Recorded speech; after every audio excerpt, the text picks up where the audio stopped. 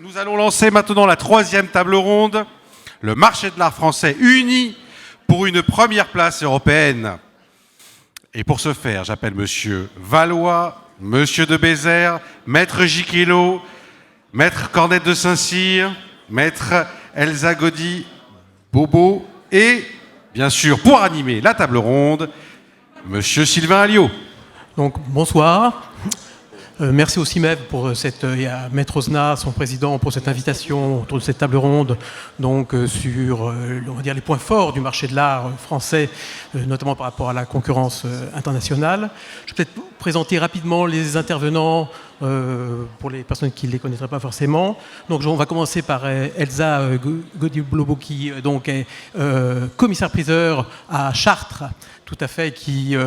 donc spécialisé notamment dans la poupée, les jouets, hein, donc leader, on va dire, national dans cette spécialité. Donc, il va évidemment présenter les régions. Ensuite, à ses côtés, Louis de Bézère. Louis de Bézère qui a une triple casquette en réalité, puisqu'il est à la fois marchand, expert bien connu évidemment pour le dessin ancien, et également président de l'agence d'événements culturels qui organise à la fois le Salon du dessin et maintenant Fab Paris qui a lieu en ce moment. Ensuite, Alexandre Giquelot, commissaire-priseur à Paris et président du groupe Drouot. Georges-Philippe Valois, qui est galeriste évidemment spécialisé dans l'art contemporain et qui a lui aussi eu plusieurs casquettes puisqu'il a été président pendant plusieurs années du syndicat français, du syndicat professionnel des galeries d'art et qui fait aussi actuellement partie du comité de sélection de Paris Plus, donc la nouvelle foire d'art contemporain qui a remplacé la FIAC.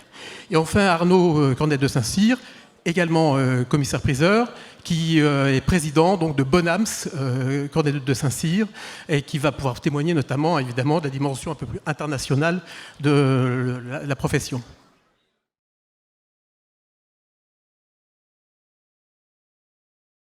Souligner en effet les points forts du marché français en commençant parce que vous connaissez bien évidemment un réseau très dense de maisons de vente aux enchères puisque le dernier rapport du Conseil des ventes en dénombrait 426 pour un territoire qui n'est pas si grand que ça si on compare évidemment à d'autres pays, qui s'appuie aussi sur un réseau d'experts extrêmement important puisque là aussi, les chambres professionnelles d'experts, qui sont nombreuses en France, comptent facilement 200-300 membres pour chacune d'entre elles.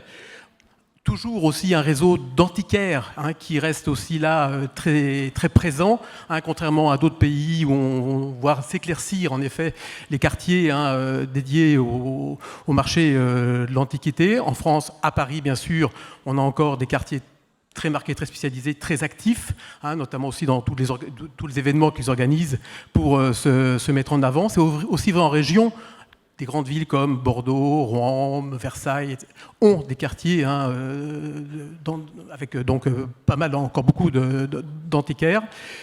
L'art contemporain, lui aussi, on a une scène contemporaine très active, avec donc des galeries à Paris qui, là aussi, regroupées par quartier, animent un marché qui est donc extrêmement dynamique et qui est d'autant plus dynamique que la place parisienne a été rejointe par quelques grandes enseignes internationales. Il y en avait déjà quelques-unes, mais là, donc, quelques mastodontes supplémentaires sont arrivés, dont Zwirner et Hauser Wirth plus récemment. Donc, qui souligne le dynamisme, évidemment, de la France en la matière. Nous avons aussi un écosystème de porteurs, en fait, pour le marché de l'art, puisque en dehors des acteurs, évidemment, évidents que sont les professionnels en direct, il y a évidemment tout ce qui entoure le marché, c'est-à-dire tous les professionnels qui travaillent, que ce soit dans la restauration, dans l'encadrement, dans la logistique, que ce soit les transports, que ce soit l'assurance, qui offrent donc un cadre propice, évidemment, au développement du marché de l'art français.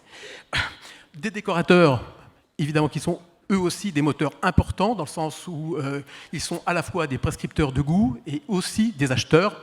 Les grandes officines comptent souvent une dizaine de personnes uniquement dédiées à l'achat d'objets d'art pour leurs clients, et que ce soit Jacques Garcia ou d'autres grands noms, Pinto, etc. Tous donc sont donc très présents et actifs sur le marché.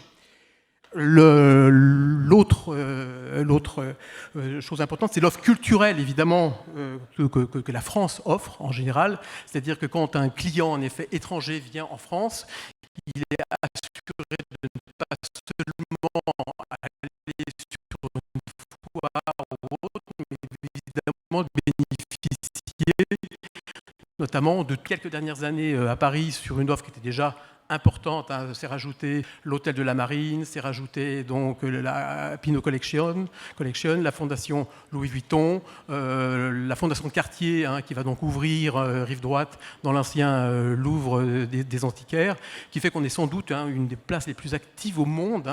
Il n'y a pas beaucoup d'autres capitales qui offrent autant de lieux et d'expositions que Paris.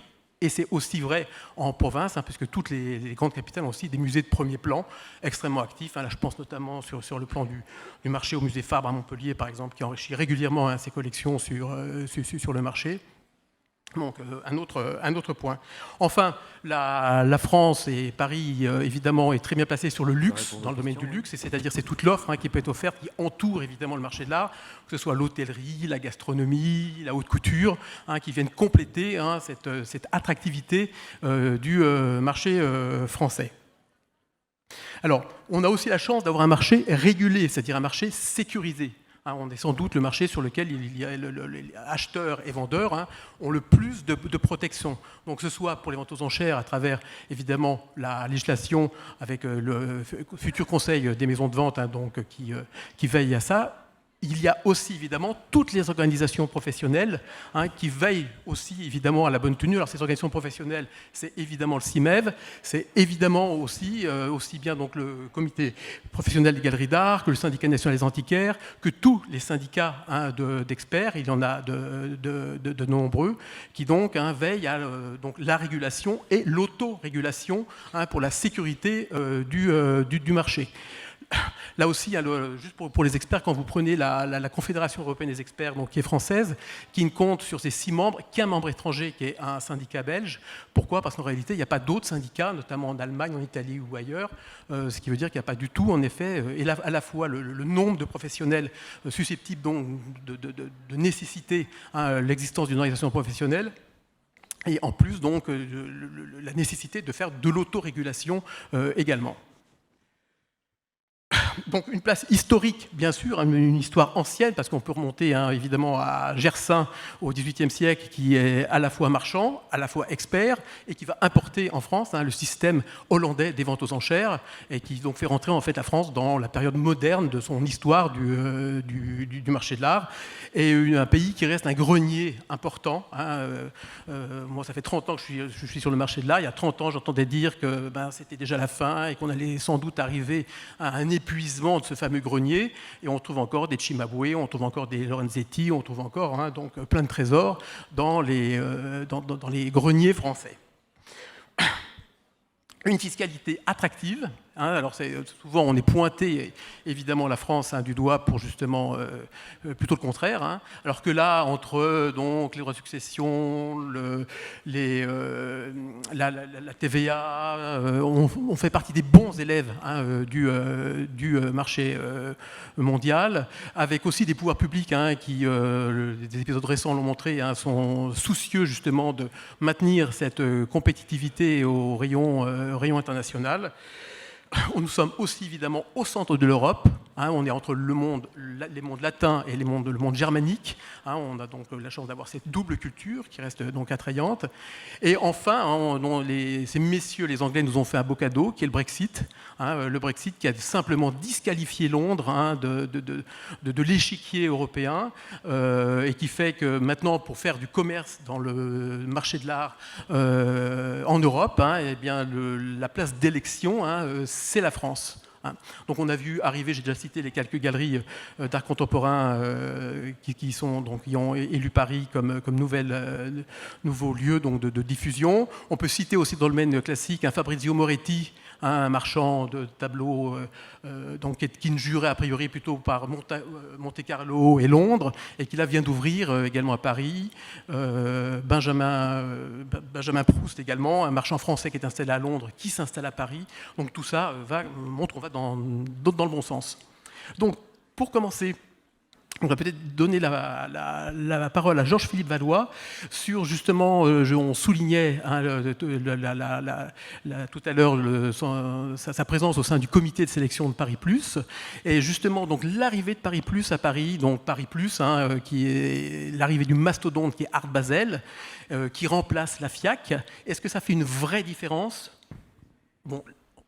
Alors oui, ça fait une différence, et cette différence est souvent peu palpable par un public non initié. En vérité, la différence entre une foire qui jouit d'un prestige majeur, c'est pas forcément les différences entre les exposants, mais le contenu des stands. Vous pouvez avoir dans des foires qui aujourd'hui sont de plus en plus homogènes, les mêmes exposants. En revanche, ce qui fera réellement la différence, c'est les œuvres que sélectionneront les galeristes en fonction de l'importance de la foire. Et de ce point de vue-là, on a pratiquement tout de suite vu que les gens qui réservaient leurs œuvres les plus importantes à la foire de Bâle ont immédiatement transposé au minimum à égalité avec Paris Plus, ce qui n'était pas le cas de la FIAC, même si c'était une excellente foire. Par ailleurs, il y a évidemment un rendez-vous que la FIAC a raté au début des années 2000, qui est l'internationalisation, même si ça s'appelait Foire internationale d'art contemporain. L'internationalisation au début des années 2000, ça a voulu dire d'abord par la foire de Bâle l'installation à Miami, puis à Hong Kong, l'arrivée de Frieze qui s'est installé également aux États-Unis et en Chine, récemment en Corée du Sud, et qui de fait a un fichier qui est beaucoup plus important que celui de la FIAC. Ils ont touché des VIP, ils ont des employés dans chacun de ces pays, et de fait, évidemment, Paris Plus prenant la place de la FIAC a entraîné un nombre de VIP internationaux beaucoup plus important, et par ailleurs, un certain nombre de galeries relativement réduites, parce que Paris Plus a tenu sa parole qui était de maintenir un quota de galeries françaises, et je parle de cela parce que, comme vous le soulignez, de grosses galeries internationales sont venues s'installer en France, donc Gagosian est entre guillemets une galerie française. Mais bien évidemment, les 30% demandés lors de la signature du contrat ont été maintenus de galeries françaises dont la galerie mère se trouve sur notre territoire. Donc, peut-être une dizaine de galeries supplémentaires entre Paris Plus et la FIAC, qui avait déjà un grand nombre de galeries similaires à Bâle, mais les 10 galeries en question, elles font la différence. En art moderne, par exemple, une galerie comme Aquavella, c'est une galerie absolument majeure qui n'était jamais venue auparavant, ou pas venue depuis des années. Les 10 galeries en question ont réellement fait franchir un pas. Par ailleurs, l'apparition de nouveaux venus, je parle de collectionneurs notamment asiatiques, a réellement changé les choses l'année dernière. Mais enfin, tout n'est pas gagné. La première fois a été un énorme événement. La seconde était un grand événement, mais je dois reconnaître qu'elle a moins bien fonctionné. Et aujourd'hui, la question qui se pose... Alors, on m'a demandé d'être optimiste avant la conférence, désolé, je vais faire ce que je peux. Mais même si Bâle contribue à donner à Paris une stature de capitale internationale, c'est indiscutable. Le vrai gros problème des foires aujourd'hui, et qu'elles soient en France ou aux États-Unis ou en Chine, c'est de faire en sorte que ces foires soient bénéficiaires de la même façon pour les très grosses galeries que nous connaissons, les Gagosian, les Zwirner, etc., et pour des galeries de taille moyenne, qui ont beaucoup de mal dans ce star system qui est en train de se mettre en place, à continuer à exister et à faire des chiffres d'affaires qui soient satisfaisants dans la mesure où ils ont les mêmes dépenses que les autres.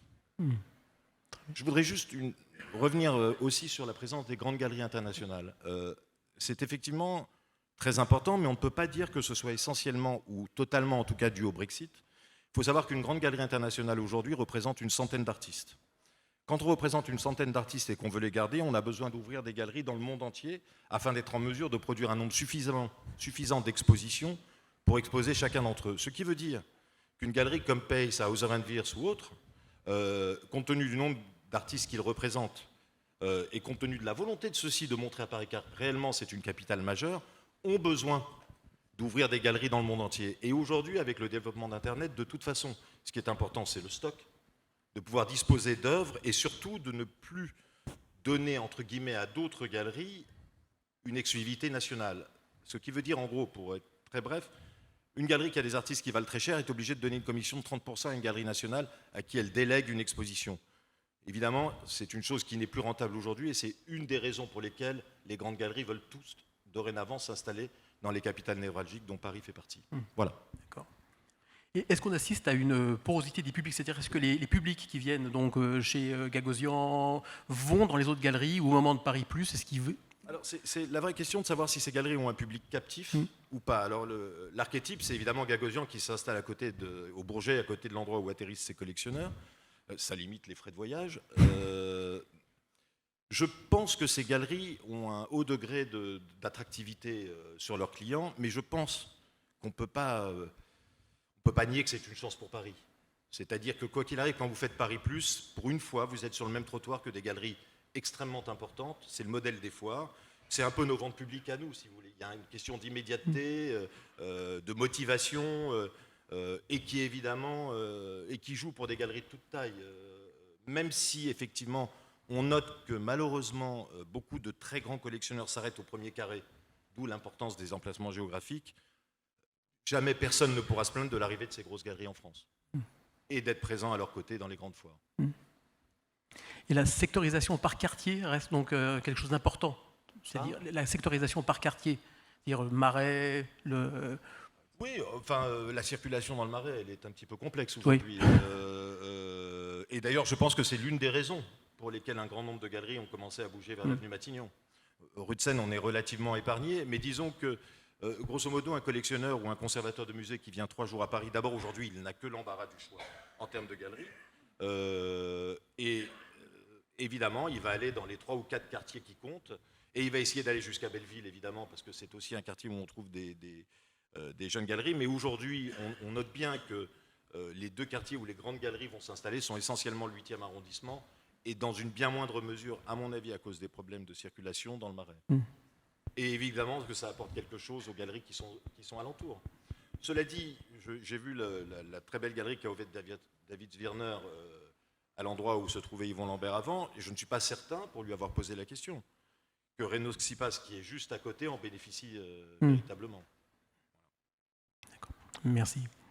On va rester dans le domaine des foires et salons avec Louis de Bézère, peut-être en soulignant tout d'abord, en effet, historiquement, dans la place de Paris, en effet, le Brexit, c'est un élément, on va dire, qui aide, mais il y avait déjà, en effet, des fondamentaux qui étaient là. Et l'exemple du Salon du dessin, depuis 20 ans, qui a été créé donc ex nihilo, alors que c'était Londres, qui était considéré comme la capitale du dessin ancien, et qui est devenu donc le premier salon mondial de sa spécialité, et qui avait déjà joué la carte en fait de la complémentarité, en offrant donc aux collectionneurs à la fois évidemment le salon lui-même, mais des événements où c'est sans doute une des premières fois où les musées en France ont joué, on va dire, la carte du marché. Alors le salon du dessin a la grande différence, je pense, d'un salon mondial comme Paris Plus, c'est vraiment un salon de spécialité. Donc c'est un salon qui est beaucoup plus intimiste, beaucoup plus centré sur un seul médium. Et il n'y avait pas de salon auparavant parce que le dessin était un marché qui était relié à la peinture, mais qui était un peu accessoire. C'est un marché qui s'est développé dans les années 80, qui était principalement à Londres, effectivement.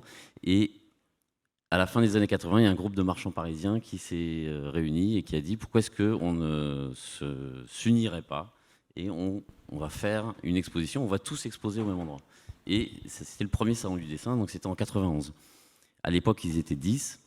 Et puis petit à petit, effectivement, le fait d'être ensemble, de partager le même lieu, de partager aussi ses clients, ce qui à l'époque était quelque chose de pas vraiment concevable, parce que les marchands gardaient leurs clients de manière assez restrictive. Le fait de partager tout ça a fait en sorte que le salon s'est développé, est passé de 10 à 15, à 20, à 30. Aujourd'hui, il y a 39 exposants. C'est effectivement le salon référence dans le monde pour le médium du dessin.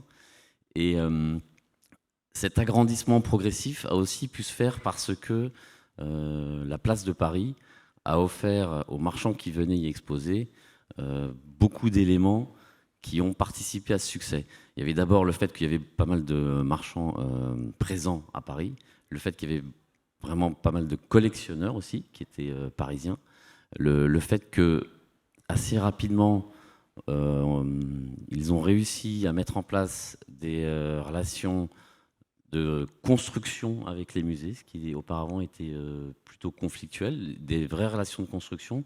Les musées ont commencé à mettre en place des expositions au moment du salon, des conférences, des visites privées.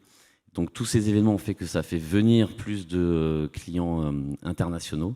Comme disait tout à l'heure Georges-Philippe Valois, le fait d'avoir accès à un fichier de VIP plus important fait grandir la foire. Et c'est cet accès à un grand nombre, principalement de conservateurs de musées américains, de clients américains qui sont venus à Paris, parce qu'à ce moment-là, ils sentaient qu'à Paris, il y avait un salon dans lequel maintenant 39 marchands exposent des dessins. Au même moment, il y a des expositions dans les musées. Au même moment, il y a des ventes publiques à Drouot par plusieurs maisons de vente. Il y a aussi des ventes chez les anglo-saxons. Il y a des expositions dans des galeries qui ne font pas le salon. Toute cette activité fait qu'on arrive sur une semaine, en mars, à faire en sorte que Paris devienne la capitale du dessin dans le monde. Et toutes les personnes qui s'intéressent au dessin convergent vers Paris. Mais ça a été faisable uniquement parce que, à partir du moment où les 10 marchands sont allés voir d'autres marchands, puis au début, ils voulaient qu'il n'y ait que des marchands français, parce qu'on ne va pas faire profiter nos clients français à des marchands étrangers. Donc, au début, interdiction d'avoir des marchands étrangers. C'était que des marchands français. Et petit à petit, ils se sont quand même rendus compte que le meilleur moyen de grandir, c'était à la fois de grandir avec les marchands étrangers, mais aussi avec les clients étrangers. Et que c'est avec une dynamique d'agrandissement qu'on peut vraiment arriver à un salon de qualité mondiale. Et ça s'est fait de la même manière avec les ventes publiques, avec les musées. Et au bout d'une vingtaine d'années, le salon a réussi à atteindre cette notoriété.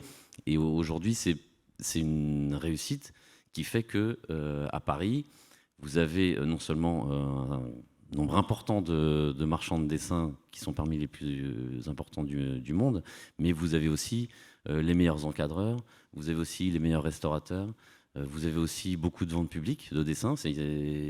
La preuve en est que, par exemple, Christie's a effectué sa dernière vente de dessins anciens à Londres en juillet dernier. Donc ils ont décidé de ne plus faire de vente à Londres, de faire une vente à New York et une vente à Paris.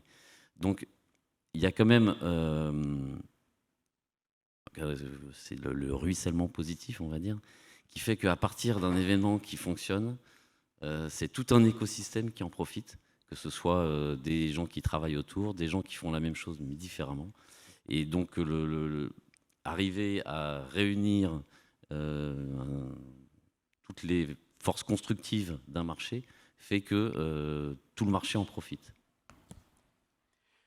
Donc, en ce moment, il y a un Fab à Paris. Donc, Fab Paris, hein, je vous invite, si vous n'y êtes pas encore allé, à vous y précipiter, hein, puisque c'est le premier salon, enfin la première fois où donc le salon donc, qui fusionne anciennement Fine Art Paris, donc, créé par l'Agence d'événements culturels, et l'ancienne Biennale, a lieu donc au Grand Palais éphémère, c'est-à-dire avec une nouvelle échelle, avec beaucoup plus d'exposants, et donc la présence beaucoup plus forte de marchands étrangers. Qu'est-ce qui a fait venir ces marchands étrangers pour cette première, on va dire, vraie édition importante ? Alors le fait déjà d'avoir fait une alliance entre le Fine Art Paris et la Biennale a quand même envoyé un signal positif, notamment pour des marchands étrangers qui comprenaient pas trop la situation. Donc le fait d'envoyer un signal positif, c'est il n'y a plus qu'un seul salon généraliste à Paris, et c'est ce salon qui a lieu en novembre. Je pense que le deuxième élément qui, cette année, a été assez important, c'est le déménagement au Grand Palais éphémère, qui est un lieu qui, effectivement, magnifie l'espace d'exposition, permet d'être plus nombreux, donc d'être 110 exposants, et donc, en étant plus nombreux, de pouvoir faire venir plus de marchands étrangers. Le but, c'est pas d'avoir une majorité de marchands étrangers. Le but, c'est de construire un salon de qualité et de renommée internationale. On est des marchands français, mais on est des marchands internationaux. Paris est la ville où il y a la plus forte densité de marchands internationaux de grande renommée dans un nombre de spécialités très très important. En tableau ancien, en art du Moyen-Âge, en art premier, en art contemporain, en dessin aussi. Donc il y a presque tout, en livre, dans quasiment tous les domaines de notre vaste marché de l'art, on a la chance d'avoir à Paris, dans notre ville, des marchands de très très grande qualité. C'est pour nous le socle sur lequel le salon doit être construit. Il faut bien évidemment qu'il y ait des galeries étrangères qui viennent aussi, mais on a déjà une qualité qui nous permet de construire un salon pour ensuite le faire grandir. Il faut qu'il y ait plus d'étrangers, parce que c'est une volonté aussi de faire venir plus de conservateurs, de collectionneurs. C'est important, mais il ne faut pas oublier la force de notre marché local. Et en termes d'identité de la foire, parce que là, en effet, on avait clairement l'impression presque d'être à la Brafa, cette édition-là. C'est-à-dire en termes qualitatifs, de confort, en effet, de visite et de qualité des objets présentés. La Brafa qu'on appelle aussi le petit Maastricht. Est-ce que vous avez l'ambition, justement, de tendre vers ce modèle-là, vous en démarquer un petit peu ou... L'ambition du salon, c'est d'être un salon encore à taille humaine, donc c'est pas d'avoir le plus possible d'exposants. C'est-à-dire que essayer, je pense que la taille du Grand Palais, qui correspond à entre 120 et 130 exposants, est pour nous un objectif de taille. Grandir, c'est bien si ça se fait aussi en étant toujours sélectif sur la qualité. C'est-à-dire que ça ne sert à rien de grandir si jamais en passant de 80 à 130 exposants, la qualité moyenne des objets qui sont exposés par les marchands diminue. Donc on ne peut pas envisager de grandir si on ne peut pas maintenir la qualité. C'est néfaste, ça ne sert à rien. Ça ne sert à rien de grandir si jamais la qualité générale du salon diminue. Donc il y a quand même toujours un certain nombre de critères qu'il faut garder bien en tête. L'objectif, c'est un salon avec un peu, on va dire 120 marchands de grande qualité, internationaux, donc ça veut dire pas forcément étrangers, ça peut être tout à fait français, internationaux, et qui représentent le marché de l'art dans sa richesse et dans sa diversité.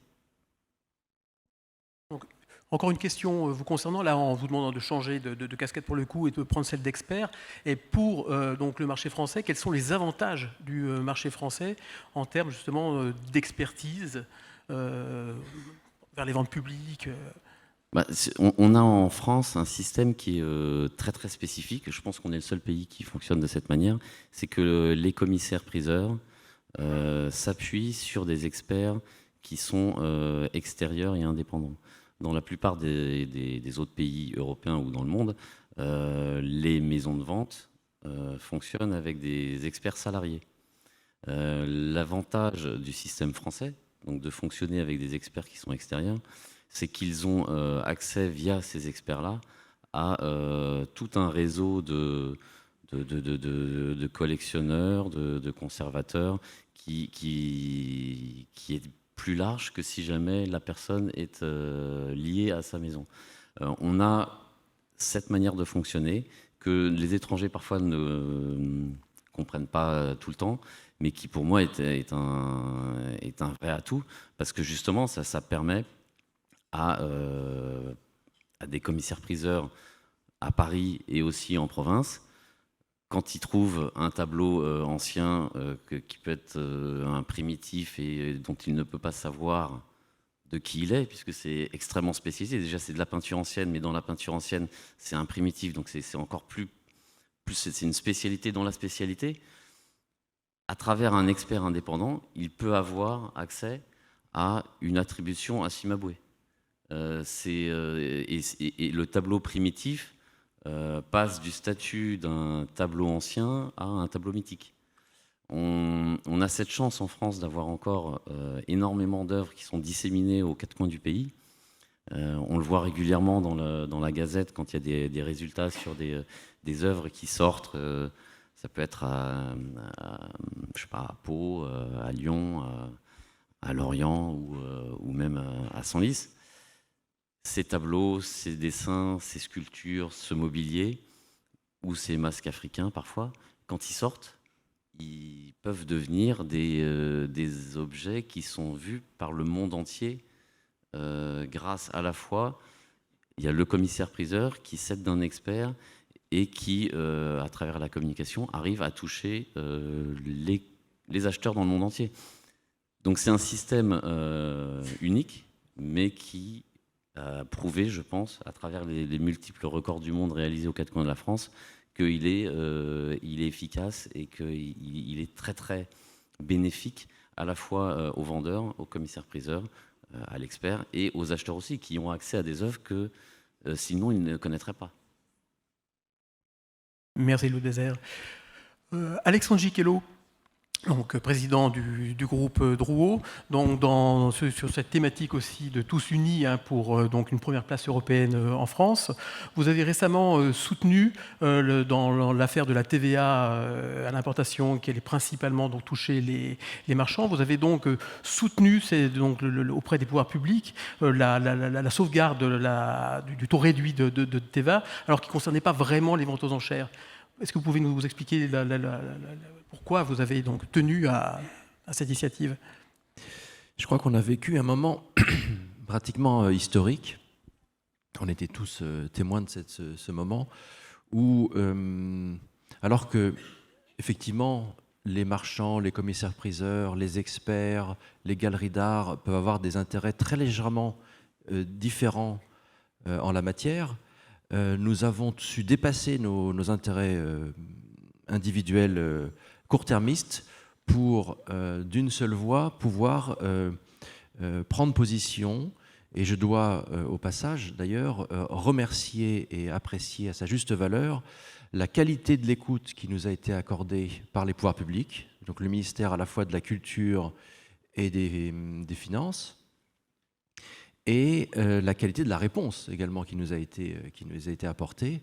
C'était tout à fait remarquable. Mais ce moment, qui était un moment vraiment important, qui correspondait effectivement à une prise de conscience également des pouvoirs publics, que la France et la place de Paris en particulier peuvent redevenir ce qu'il a été par le passé, c'est-à-dire l'épicentre mondial du marché de l'art. Et là, on sent qu'il y a un momentum qu'il s'agit de ne pas de saisir. Nous avons su effectivement parler d'une seule voix et on a pu tous ensemble calculer à quel point le marché de l'art français, dans toutes ses composantes, était finalement assez impressionnant dans sa dimension, pas forcément économique, puisque c'est effectivement un élément économique important dans l'économie française, mais ce n'est pas déterminant, mais également sur l'image de la France en général et sur son image internationale. Et j'ajoute à cet élan collectif un élément qui n'a pas forcément été bien assimilé par nous tous. C'est également le rôle très important que vont avoir les musées de France, l'ADMF et les conservateurs, puisqu'on a la chance d'avoir en France des musées très importants avec une qualité de formation des conservateurs qui est reconnue mondialement. Et là aussi, ça participe énormément à l'attrait de la France au niveau du marché de l'art et de sa place sur l'échiquier mondial. Mais je pense qu'il faut aller plus loin, c'est-à-dire que fort de cette expérience tout à fait récente sur cette problématique de TVA, le marché de l'art doit continuer dans cette voie, c'est-à-dire une voie collective où toutes les composantes du marché sont réunies dans un intérêt commun moyen et à long terme, et non plus court-termiste, comme ça a été par le passé, avec effectivement, je ne vais pas partager mes clients avec un tel ou un tel, parce que non, il faut voir plus loin, il faut voir la dynamique positive et vertueuse que cela entend. Et j'appelle de tous mes voeux que nous puissions nous mettre tous d'accord pour continuer sur cette voie d'unification de ce marché avec tous ces intervenants pour notamment constituer et essayer d'anticiper grâce à des représentants peut-être à Bruxelles ou au niveau même de l'UNESCO, etc., anticiper les évolutions inévitables du marché de l'art international qui peuvent avoir des conséquences graves sur le marché de l'art français, qui bénéficie, vous l'avez dit au départ, d'un contexte très particulier qui est celui du Brexit. Quand même, il faut le reconnaître. Et là, aujourd'hui est arrivé le communiqué du ministère de la Culture justement sur l'Observatoire du marché de l'art, qui est donc officiellement relancé. C'est un signe positif dans ce sens-là également, de la prise en compte des pouvoirs publics, justement, des enjeux spécifiques de ce marché. Oui, cet observatoire est un des organismes les plus importants à mon sens, puisqu'il permet, au-delà de la simple du simple échange qu'on peut avoir entre les professionnels du marché de l'art, d'avoir un contact direct formel et informel, et j'insiste sur le côté informel, avec toutes les différentes administrations concernées directement et indirectement par le marché de l'art. Et effectivement, pour des raisons administratives, il a été inactif pendant un court moment. Et nous avons tous appelé de nos voeux les plus virulents sa réactivation, et il a été réactivé il y a quelques semaines pour notre plus grand plaisir. Et dans le rapport aux institutions, vous êtes allé à l'initiative aussi à Drouot d'ouverture des archives de Drouot pour justement les musées. Vous aviez déjà cette idée-là en tête, Oui, non, mais il faut essayer toujours, selon moi, de chercher des dynamiques vertueuses et non pas des petits calculs d'épicier. Effectivement, nous avons ces archives qui sont intéressantes, qui depuis effectivement peu sont ouvertes aux institutions publiques, afin que les réflexions, les recherches, notamment en matière de provenance, puissent évoluer. Nous avons passé également des accords, toujours en matière de provenance, avec le musée du Louvre, avec lequel nous avons créé un prix qui est donné tous les 2 ans à un chercheur en matière de provenance. Et effectivement, nous avons la chance de pouvoir avoir une espèce de visibilité, d'une part, une tradition et une histoire très très riche, et ça j'insiste beaucoup. Elle se matérialise chez nous par nos archives, mais il faut aller plus loin dans cette communication permanente entre tous les intervenants du marché de l'art, parce que nous avons les moyens d'exister de façon extraordinaire au niveau international. Et je pense que ce n'est que le début. Nous l'espérons. Alors pour cette existence au niveau international, on va se tourner vers Arnaud Cornade de Saint-Cyr, qui est président de Bonhams Cornette de Saint-Cyr. Alors justement au niveau international, quels sont les avantages de la place parisienne ? Alors, on constate aujourd'hui, de toute évidence, un vrai rééquilibrage entre la place de Paris et la place de Londres, par exemple. Alors, en remarque liminaire, vous l'avez rappelé, la force de Paris n'est pas uniquement liée à la faiblesse relative des places concurrentes. La place de Paris a des atouts absolument considérables que vous avez rappelés, l'attractivité de Paris, de ses provinces, le maillage fabuleux de collectionneurs, de marchands, de galeristes qui, comme Georges Philippe, depuis des années, fait venir en France des marchands, des artistes internationaux et défend la scène française ardemment. Donc toutes ces forces, elles existent. Mais elles existent depuis assez longtemps. Et ce rééquilibrage est relativement récent. Donc on peut aussi trouver des raisons complémentaires un peu exogènes à ce rééquilibrage récent. La raison la plus évidente, c'est le Brexit. Évidemment, aujourd'hui en Europe, il est beaucoup plus facile pour un collectionneur européen de vendre en France que de vendre à Londres. Et Paris a pris récemment une place assez considérable, en partie, mais en partie seulement, grâce au Brexit. Alors on le voit tous les jours, on le voit en interne dans... Pardon, je parlais du groupe Bonhams, mais aujourd'hui, nous avions une vente d'art grec qui se passe en ce moment, là. C'est une vente importante qui se passe chaque année, qui se déroule chaque année, 2 fois par an, et qui, depuis des années et des années, se déroulait à Londres. Aujourd'hui, ces ventes se déroulent à Paris parce qu'il est évidemment beaucoup plus simple et beaucoup plus efficace de faire ces ventes sur la place parisienne.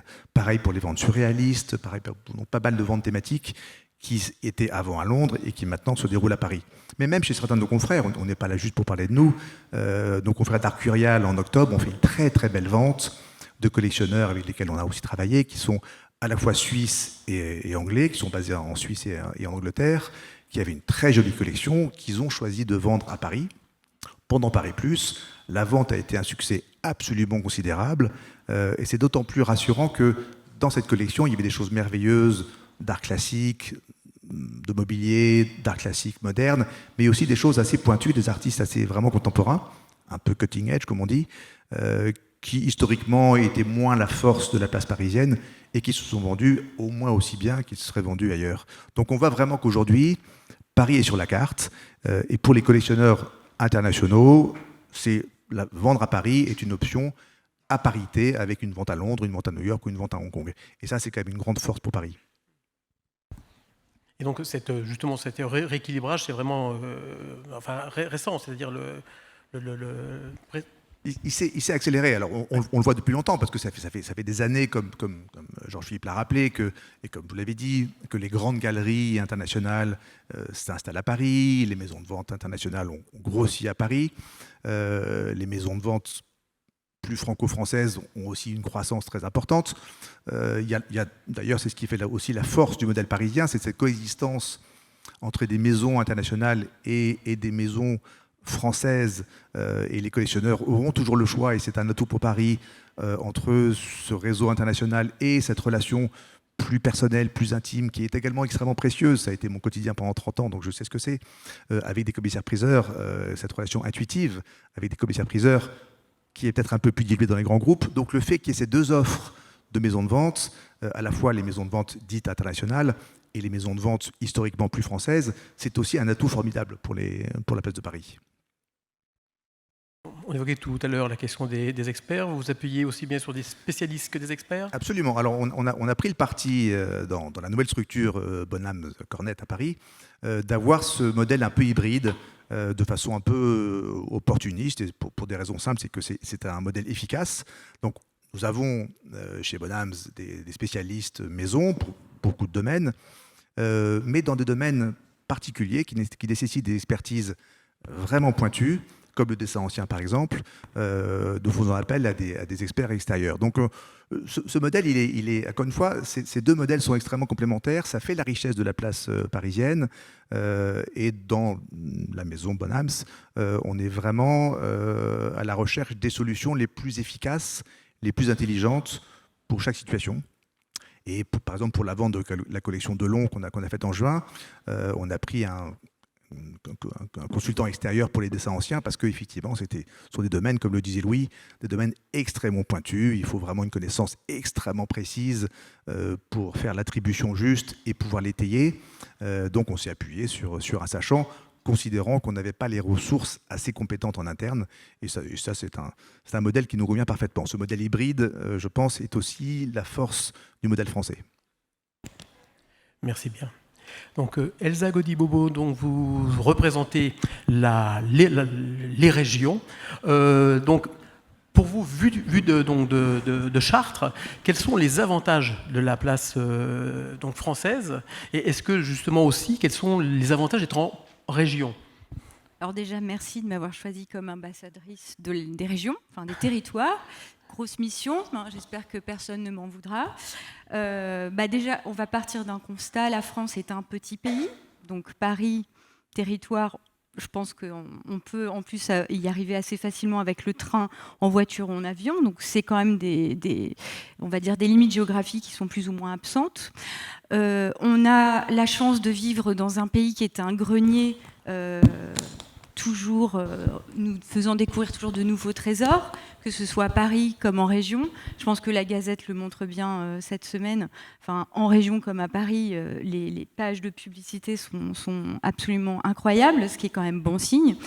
On a enfin un troisième atout, c'est qu'on a une profession, en tout cas je parle en titre de commissaire-priseur, un maillage territorial extraordinaire. On est très présent dans les régions. On fait des ambassadeurs, je pense, de qualité au niveau local. qui permet en fait de faire une synergie et une boucle très vertueuse pour le marché de l'art et des ventes aux enchères publiques en général. Et j'en ai pour preuve, par exemple, Interenchères. Quand on regarde Interenchères ou Draw, Live, peu importe, il y a des ventes et plusieurs ventes par jour, tout le temps. Et grâce aux régions également, pour le week-end. Parce que Paris, il y en a quelques-unes, mais c'est surtout en province ou en région que ça se joue. Et ça, c'est hyper important. S'il faut prendre un avantage après pour faire vraiment une distinction entre Paris et la région a beaucoup d'avantages en termes logistiques déjà, puisque la plupart d'entre nous, quand on est installé localement, on est propriétaire de nos locaux. Donc ça permet d'avoir plus d'espace, d'avoir une souplesse pour l'organisation des ventes, de permettre également aux vendeurs de venir, comme pour les acheteurs, assez facilement, de se garer, ce sont des choses très terre à terre. Mais c'est très important et c'est pas rare qu'on nous le dise. C'est tellement facile de venir chez vous. Voilà, donc ça c'est un des avantages. Ça nous permet aussi d'être compétitifs en termes de frais, parce que c'est forcément des choses qui se répercutent, et ça c'est important. On a aussi l'avantage d'avoir du coup une présence locale forte. Donc on est le médecin de famille, on crée des relations importantes avec les gens qui ont eu l'habitude de venir en vente aux enchères il y a des années et puis qui reviennent. Un lien de confiance qui se crée et qui est très important. Voilà. Et je trouve c'est important aussi au niveau des journaux locaux, c'est-à-dire on va avoir une publicité locale et un rayonnement qui va venir de fait en fait. Il suffit simplement d'avoir une vente un petit peu atypique et tout de suite on a les journaux, donc on a une visibilité qui nous est offerte sans vraiment se battre. Voilà, ça c'est plutôt agréable. Après, pour les inconvénients, parce qu'il faut forcément en trouver, même si ces inconvénients sont vraiment minimisés par les plateformes, qui nous ont permis finalement, nous aussi, de partager nos clients, peut-être pas vendeurs, mais en tout cas acheteurs, avec des bases extrêmement importantes et communes, et qui du coup gomment un petit peu la place où l'on est finalement. Les acheteurs achètent un objet, ils achètent un objet qui leur plaît, une toile qu'ils collectionnent, voilà. Donc ça, c'est très important. Ça gomme un petit peu ces différences géographiques. Et puis après, il y a aussi le choix des stratégies. Alors, il y a des stratégies logistiques. Je fais partie de 2 groupements de commissaires-priseurs.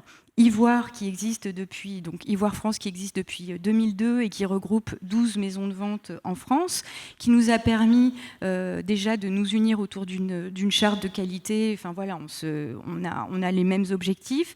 L'idée, c'est de mettre en avant les objets de région que l'on a réussi à trouver localement, en bénéficiant et en mutualisant nos forces et en ayant une attachée de presse qui va réussir à toucher une presse que nous n'arrivons pas forcément à toucher, nous, petite étude de province. J'aime pas dire ça, mais parfois c'est vrai. On va avoir un...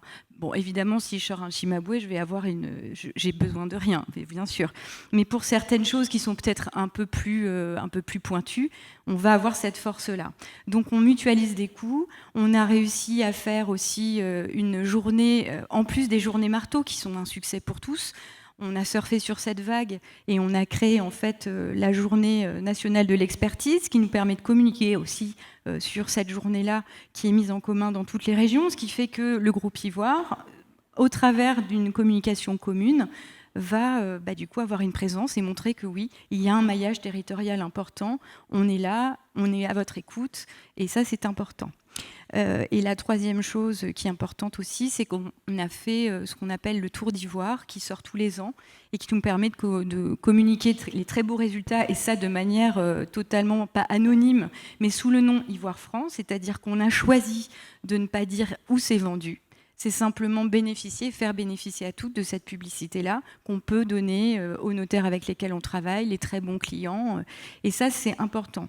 La deuxième stratégie qu'on a mis en place, enfin en tout cas à Chartres, on fait partie donc du groupe Rougemont, qui lui existe depuis 2012, et là qui est plutôt une plateforme logistique qui réunit 23 maisons de vente et qui permet aux maisons de vente de région d'avoir un bureau à Paris.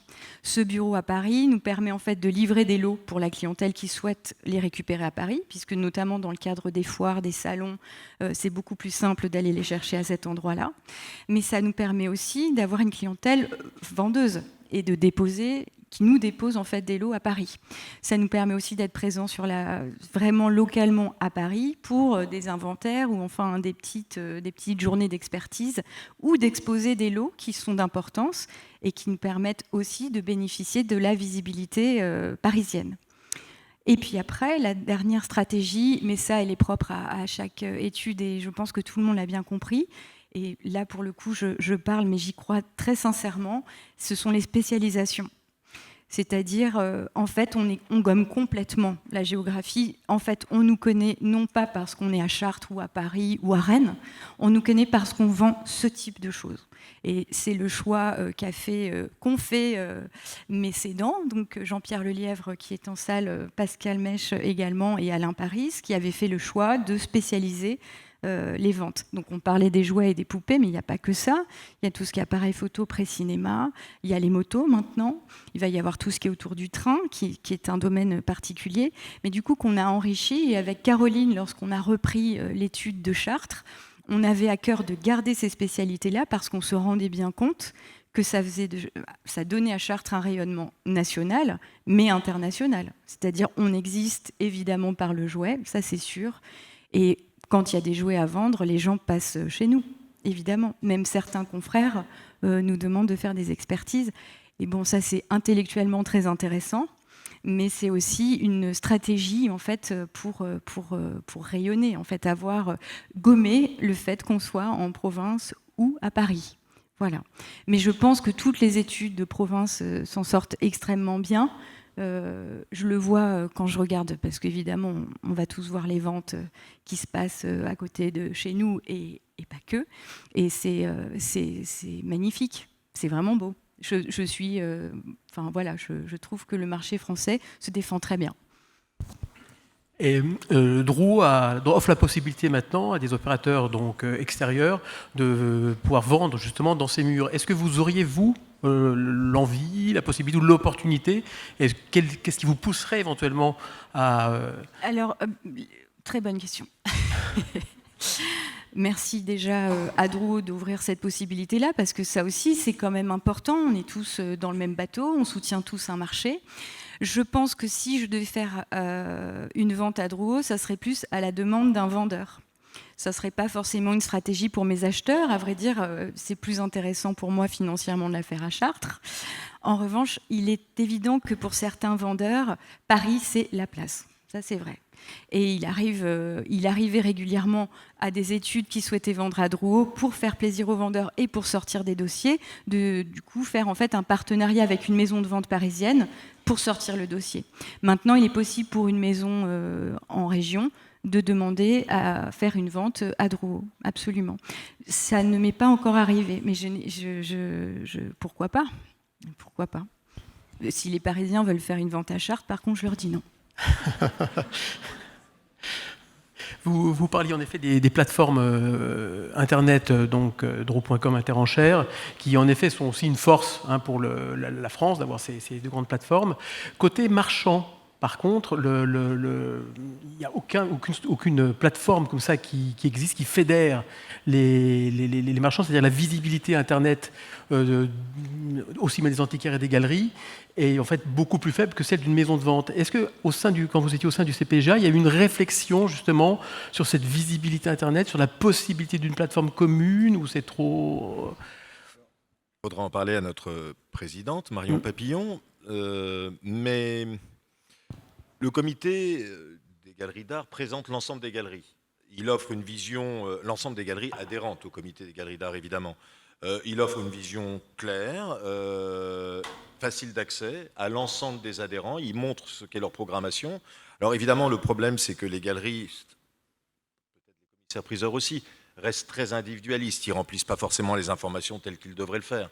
Mais enfin, notre plateforme est là et elle existe depuis longtemps. Le syndicat vraiment synthétise l'offre nationale, sachant que 90% des galeries tout de même se trouvent à Paris, seulement 10% en région, et que par ailleurs, les difficultés peut-être des galeries aujourd'hui sont peut-être plus, on parlait des avantages de la France tout à l'heure, ils sont réels et extrêmement importants.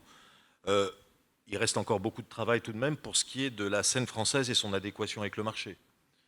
qui est peut-être ce qui, à mon avis, aujourd'hui est le point faible de la France par rapport à nos grands concurrents.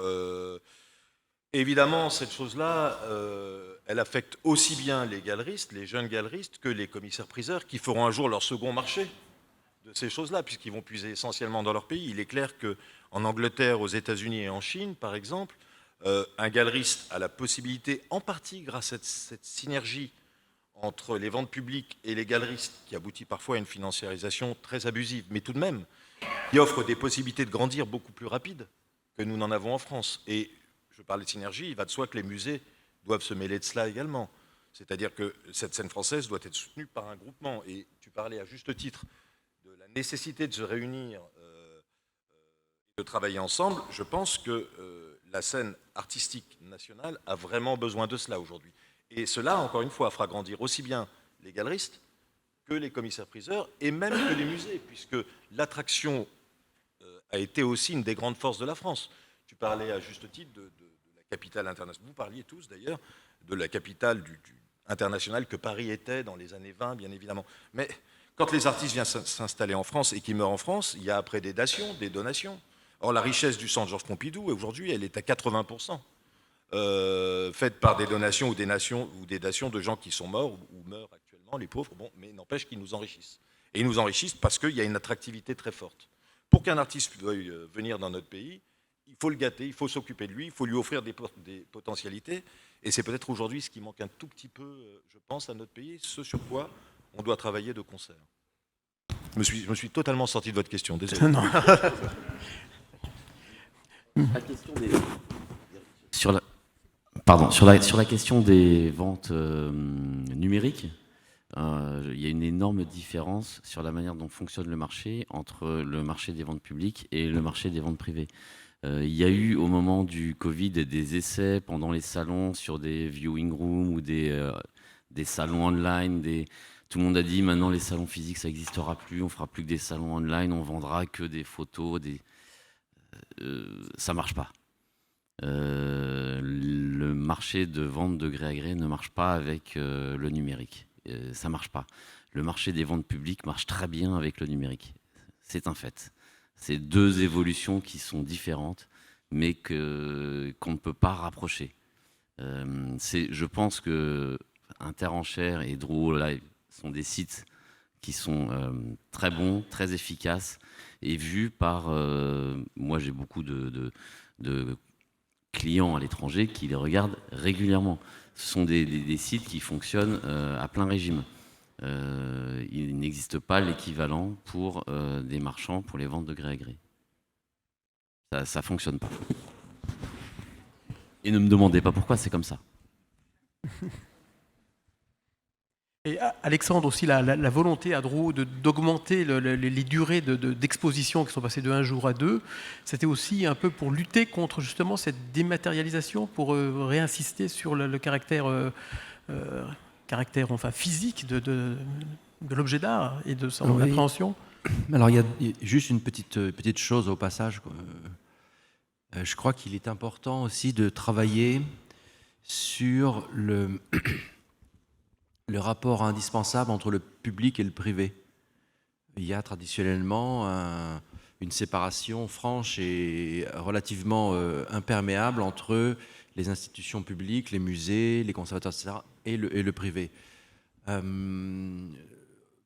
Tout le monde sait que ces deux secteurs sont liés, quoi qu'il arrive, puisque les collections publiques, tu l'as dit il y a une seconde, ont toujours été constituées depuis toujours par des initiatives souvent privées, par les mécénats, par les dations, les donations, etc.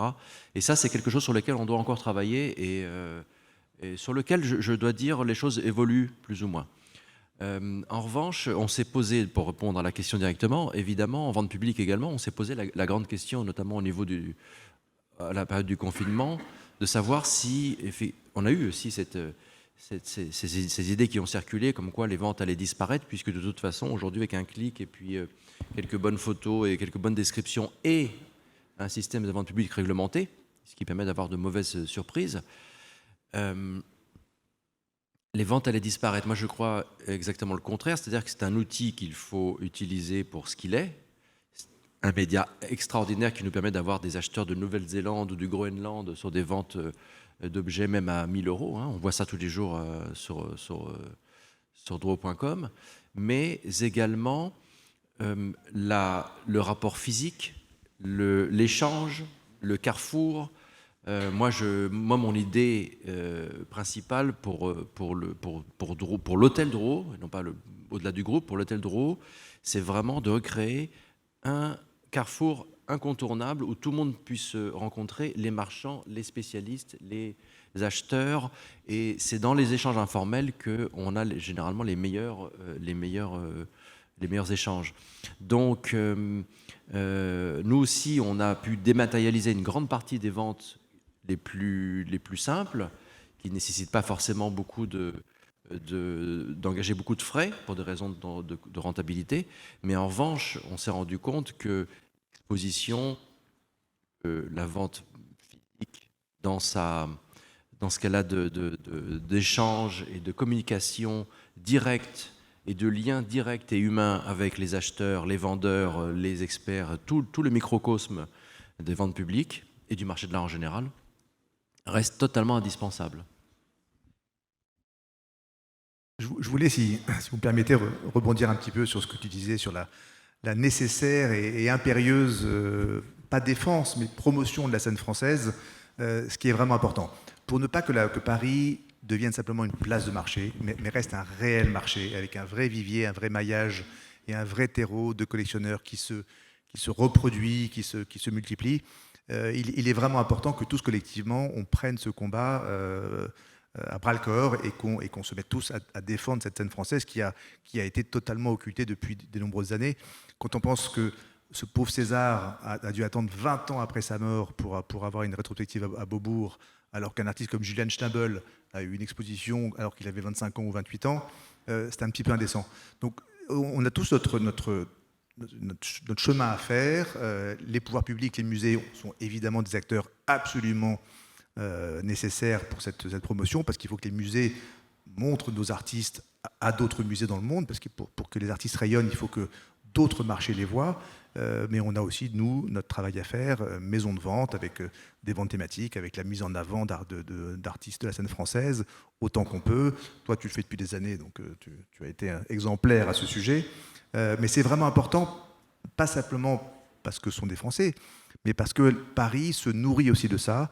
Et Paris ne doit pas devenir, ce qu'était un peu Londres, simplement une place de marché, mais doit rester ce qu'il est profondément, quand je dis Paris, pardon, la France, réellement un marché, un terreau et un lieu de formidable création artistique. Et c'est un vrai combat qu'il faut qu'on mène collectivement. C'est d'ailleurs un peu étonnant, puisqu'on sait de façon historique que les artistes les plus importants vont là où il y a les mécènes, là où ils vont avoir des clients qui vont les soutenir. Il y a en France les plus grands collectionneurs au monde actuellement, des entreprises extrêmement puissantes, et effectivement, je pense qu'il y a une petite anomalie au niveau de parce qu'on voit beaucoup d'artistes français qui partent même aux États-Unis encore aujourd'hui. Oui.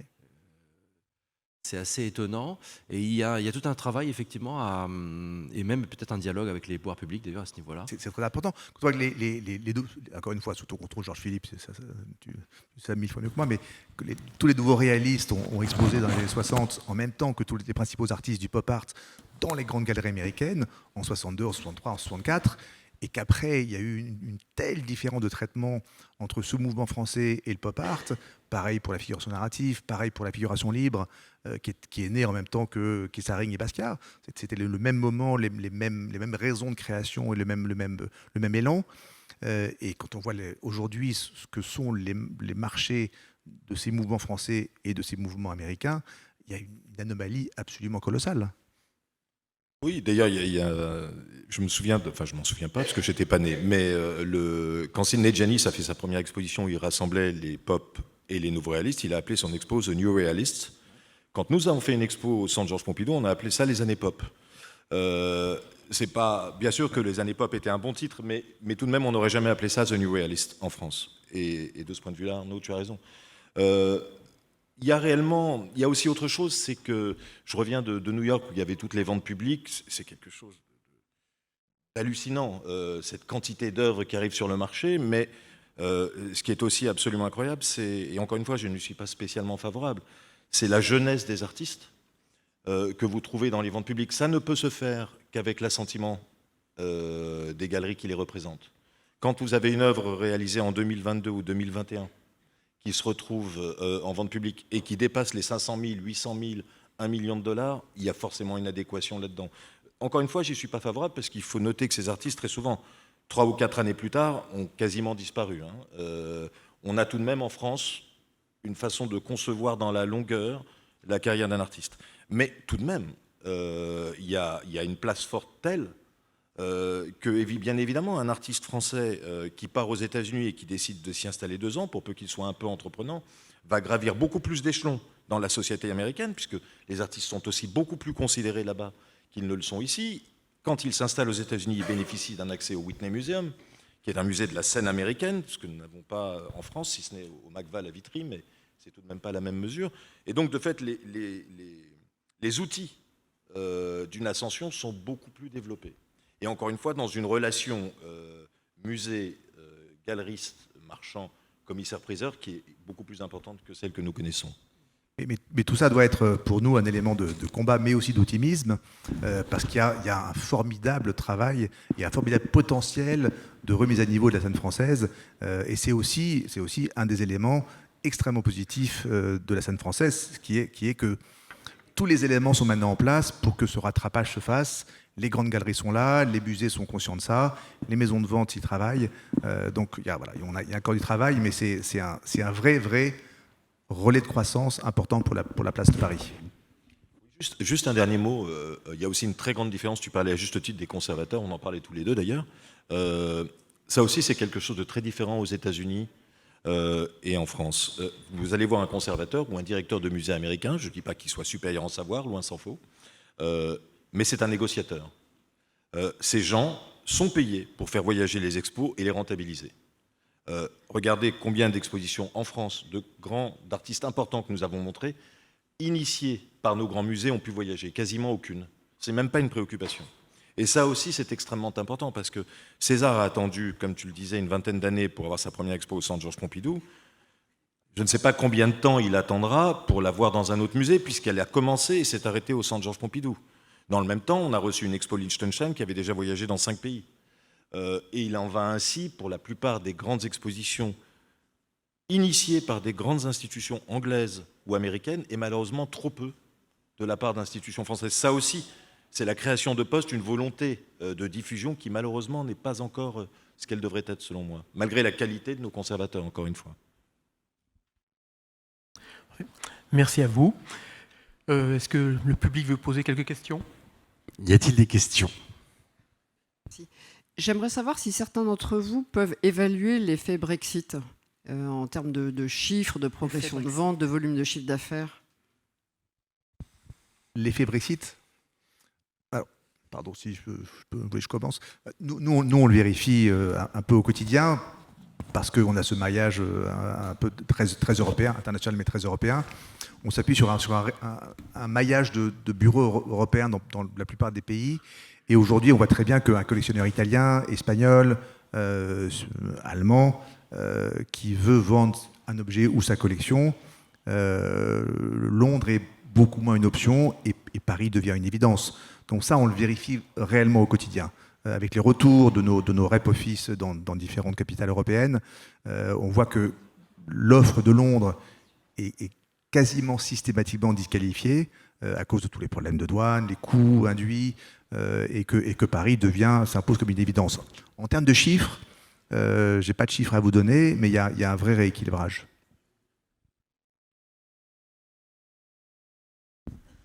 Non, c'est juste ce que je disais tout à l'heure sur les ventes de dessins. Il y a des ventes de dessins anciens chez Christie's à Londres depuis, je pense, les années 1850.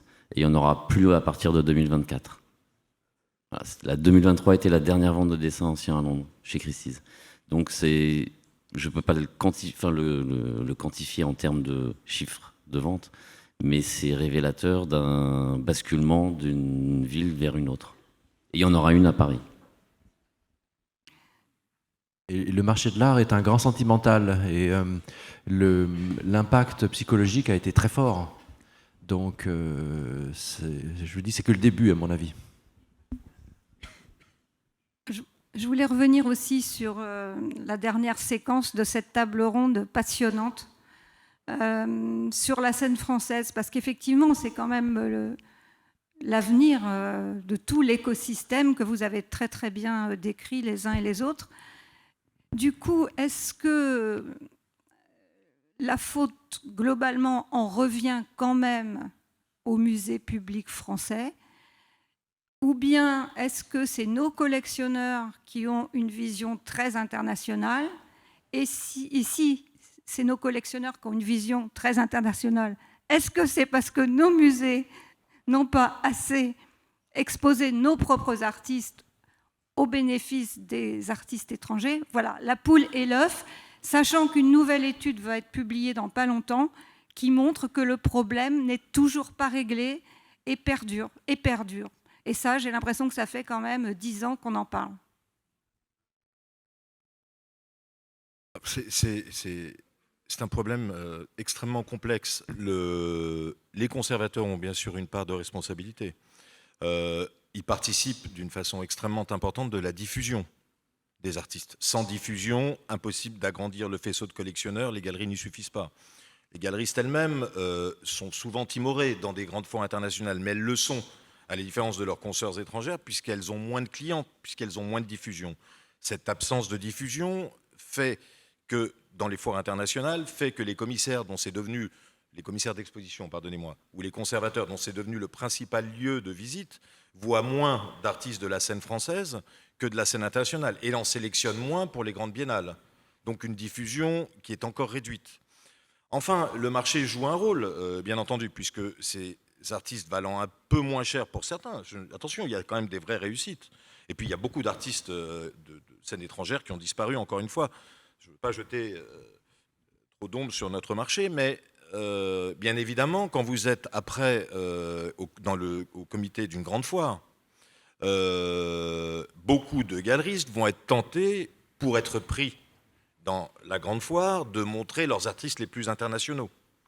Et là encore, le serpent se mord la queue. Donc c'est un ensemble de faisceaux. Je crois qu'il commence par les institutions dans les moments stratégiques, parce qu'encore une fois, le moment où il faut montrer des artistes de la scène française, et cette année a marqué un redressement, c'est évidemment pendant les grands salons, que sont Paris Plus, la Biennale entre guillemets, pardonnez-moi, en tout cas des événements qui sont fédérateurs pour des collectionneurs internationaux, c'est là que ça se passe. Et clairement, ce que je dirais pour conclure, c'est que les grands pays émanent une volonté d'un soft power qui est évident. Franchement, ce n'est pas tellement le cas en France.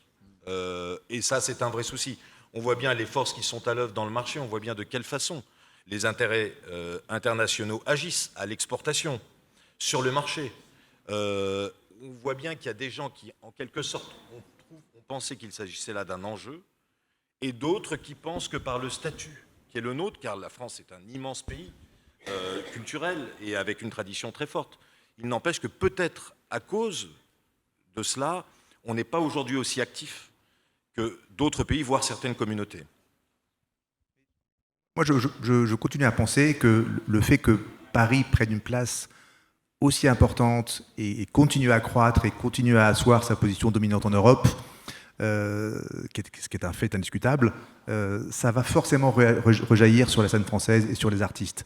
Parce que ça fait venir des collectionneurs internationaux, les grandes foires, les grandes galeries, les grandes ventes font venir des collectionneurs internationaux et donc donnent une lumière. Alors c'est un processus long, c'est un processus qui ne se fait pas en une semaine, mais ça donne un éclairage quand même qui est extrêmement positif sur la scène française.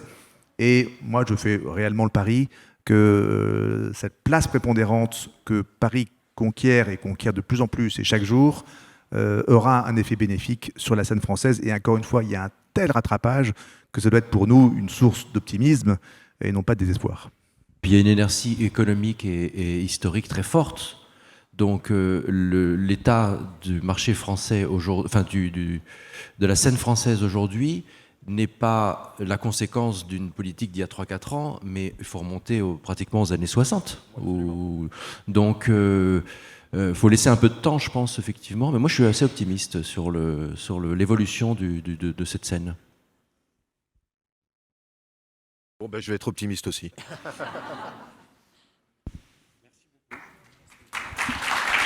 Merci infiniment.